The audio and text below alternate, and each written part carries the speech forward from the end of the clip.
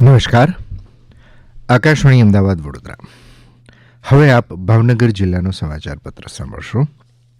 લેખક સુરેશ ત્રિવેદી. શ્રી સ્વામિનારાયણ ગુરુકુલ દ્વારા ભાવનગરમાં ઇતિહાસ રચાયો. 25,000થી વધુ ભાવનગરવાસીઓ વંદે માતરમના નાદ સાથે રાષ્ટ્રભક્તિમાં તરબોળ બન્યા હતા. આ મેગા ઇવેન્ટમાં 400 ડ્રોન શોએ પણ આકાશમાં અજાયબી સર્જી હતી.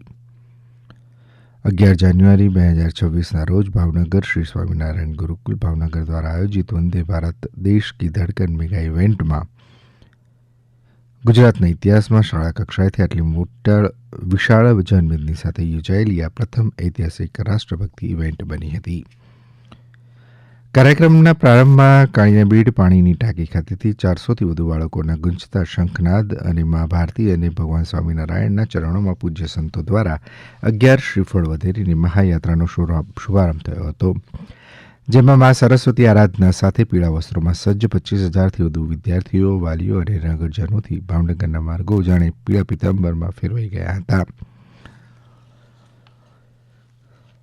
કાર્યક્રમનું સર્વોચ્ચ આકર્ષણ રાત્રિના સમયે યોજાયેલ ડ્રોન શો રહ્યો હતો. ભાવનગરના આકાશમાં પ્રથમવાર 400થી વધુ ડ્રોન દ્વારા એકસાથે ઉડીને લોખંડી પુરુષ સરદાર વલ્લભભાઈ પટેલની વિશાળ પ્રતિકૃતિ વંદે માતરમના અક્ષરો, નેક નામદાર મહારાજ કૃષ્ણકુમારસિંહજી, પરમ પૂજ્ય પુરાણી સ્વામીની પ્રતિકૃતિની સાથે શંખ, ચક્ર, ગદા અને ભગવાનની ચરણ પાદુકા સાથે હિંડોળા પણ ઝૂલતા સહજાનંદ સ્વામીની પ્રતિકૃતિ પણ કંડારાઈ હતી. આ નજારો જોઈને ઉપસ્થિત હજારો ભાવેણાના નગરજનોએ હર્ષનાદ સાથે વાતાવરણ ગુંજવી હતું. છેલ્લા 3 વર્ષથી સતત મંદીનો સામનો કરતા અલંગના શિપ રિસાયકલિંગ ઉદ્યોગમાં જહાજની સંખ્યા વર્ષ 2023ની સરખામણીએ ઘટી છે. કેલેન્ડર વર્ષ 2025માં ડિસેમ્બર માસ અલંગ માટે સૌથી માઠો રહ્યો હતો અને 25,223 મેટ્રિક ટનના માત્ર 4 જહાજ બંગાળ અર્થે બીચ થયા હતા અને આખા વર્ષના સૌથી ઓછા જહાજ અને સૌથી ઓછા ટનેજ ડિસેમ્બરમાં નોંધાયા છે. 2023માં 137 શિપ આવ્યા હતા અને તેનું કુલ વજન 10,48,093.50 મેટ્રિક ટન હતું. તેવી જ રીતે કેલેન્ડર વર્ષ 2024માં 110 શિપ આવ્યા હતા અને તેનું વજન 7,73,000.26 મેટ્રિક ટન હતું.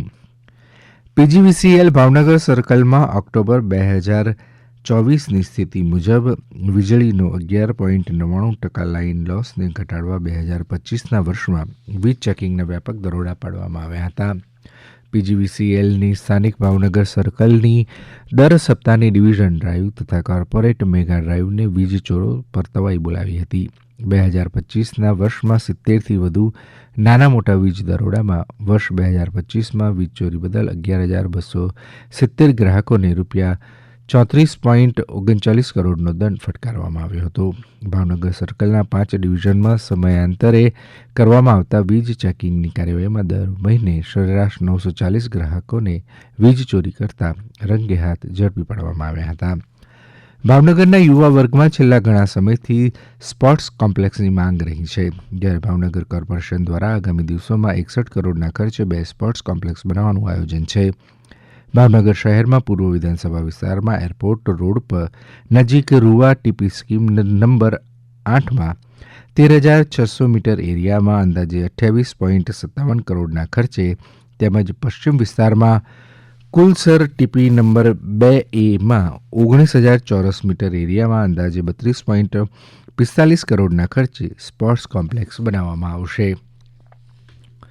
સરકાર પ્રદૂષણને નાથવા માટે ઇલેક્ટ્રિક વાહનોના વપરાશ પર ભાર મૂકી રહી છે, જેથી દેશના અનેક શહેરોમાં ઇલેક્ટ્રિક બસ શરૂ કરવામાં આવી રહી છે. ભાવનગર શહેરને પણ કેન્દ્ર સરકારની પીએમ ઈ બસ સેવા યોજના અંતર્ગત 100 હાઈટેક 9 મીટરની મિની ઇલેક્ટ્રિક બસો ફાળવવામાં આવી હતી અને પ્રથમ તબક્કામાં 40 બસ ભાવનગર શહેરના રસ્તાઓ પર નજીકના દિવસોમાં દોડવા લાગશે.